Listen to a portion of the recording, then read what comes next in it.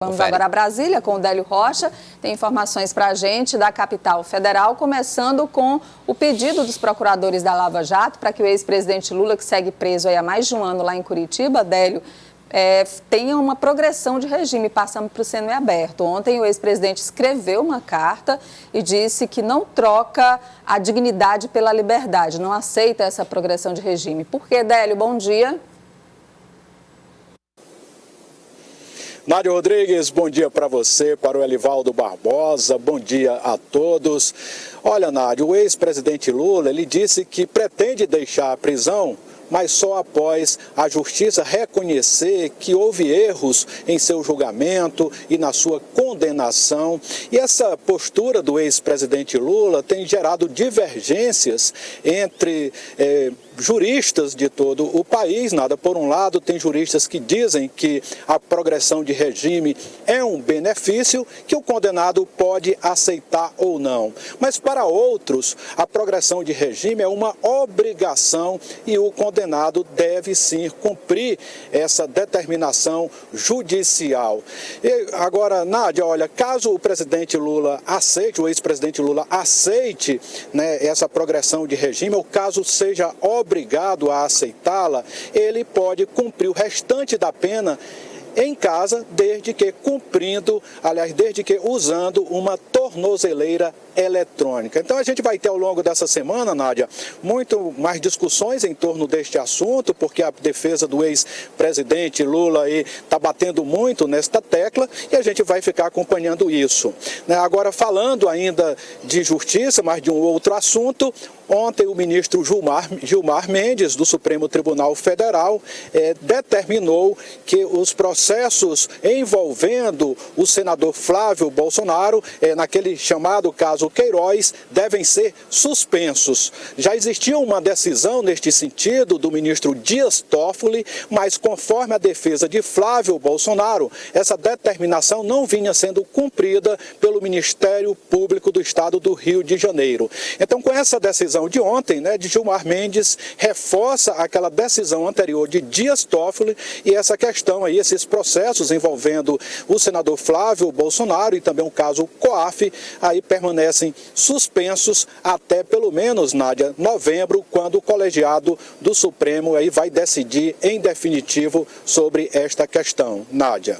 Tá certo, Délio. Um outro assunto aí de Brasília também é um suposto aeroporto clandestino que foi apurado pela revista Cruzoé, divulgado essa semana, que serviria para que políticos desembarcassem e embarcassem em Brasília sem todo o rigor do aeroporto Juscelino Kubitschek, que é o aeroporto oficial de Brasília, e também para ter menos visibilidade nesse embarque e desembarque. Sobre isso você ouviu um dos deputados.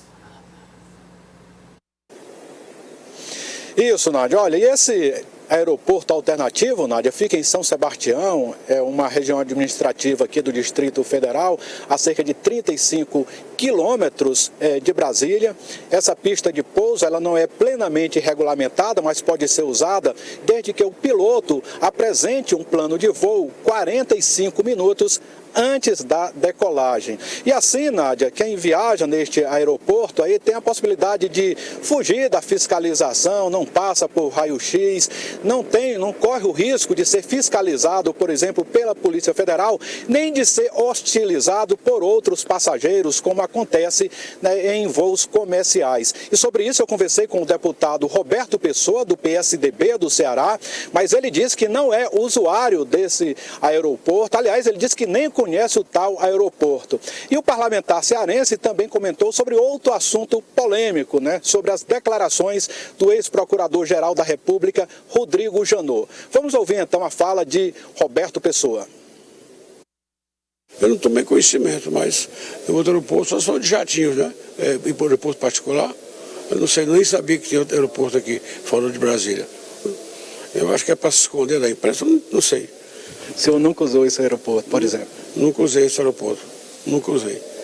E eu queria sua opinião também sobre aquelas declarações do ex-procurador-geral da República, Rodrigo Janot, que falou que chegou aí armado para o STF com a intenção de matar o ministro Gilmar Mendes. Como o senhor viu essas declarações? Um momento de loucura, não tem a menor dúvida. Também quando a pessoa é atacada, tem muita gente que diz assim, pode falar de mim, mas não fala da minha família, dos meus filhos. Então, atenuando um pouco o que ele fez. Nádia, olha, dois assuntos, né, polêmicos que devem render aí muitas discussões ao longo desta semana aqui no Congresso Nacional. E ainda falando sobre a questão do aeroporto, Nádia, essa pista de pouso é grande, tem 1.700 metros de extensão e conta no seu entorno com 119 hangares e abriga cerca de 250 aeronaves. Algumas são jatinhos na casa de 20 milhões de reais. Portanto, é um serviço VIP, viu, Nádia? É um serviço para poucos, Nádia. Viu, Délio? É uma pista homologada pela ANAC, Délio? Nádia, olha, ela está em fase de homologação, né? Existe até um projeto para essa pista de pouso. O GDF, o governo do Distrito Federal, está com um projeto aí envolvendo parceiros privados para oficializar, transformar essa pista num grande aeroporto de jatos executivos. E a ideia é também construir lojas, um pequeno shopping no entorno da pista para que o Distrito Federal possa então ser servido com outro aeroporto, no caso só para voos executivos. Nádia. Obrigada, Délio Rocha, falando ao vivo lá de Brasília. Até logo mais no Jornal do Piauí. Elivaldo, a última de hoje, por favor. Nádia, o Progressistas estica a corda novamente nas disputas pelo poder no município de Picos. Depois dos embates ocorridos na eleição de 2016, inclusive que foram parar na Justiça, uma nova ação foi movida pelo partido comandado pelo deputado estadual Júlio Arcoverde. Agora denunciando propaganda ilegal, propaganda extemporânea, fora de época no município de Picos. E o PP aciona judicialmente o padre Valmir Lima, prefeito lá de Picos, e a diretora do Centro Integrado de Especialidades Médicas, Maria Santana, que é considerada como a pré-candidata com apoio do PT e do padre Valmir. Os dois são acusados na ação do Progressistas de estarem aí fazendo uma espécie de propaganda irregular e de modo antecipado. O certo é que isso já anuncia, Nádia, o que nós poderemos ter no importante município de Picos, sede de uma macro-região entre, sobretudo, dois partidos que são aliados aqui do Palácio de Karnak. De um lado, o Progressistas Ciro Nogueira, de outro, o PT lá no município, comandado pelo atual gestor e que vai tentar, não pode mais ser candidato à reeleição, mas eleger um sucessor ou sucessora. Hoje, o nome mais comentado do município é o da diretora do Centro, Maria Santana. Obrigada, Elivaldo. Até daqui a pouco no Jornal do Piauí. Até amanhã, Até lá. aqui no Notícia da Manhã. Tchau.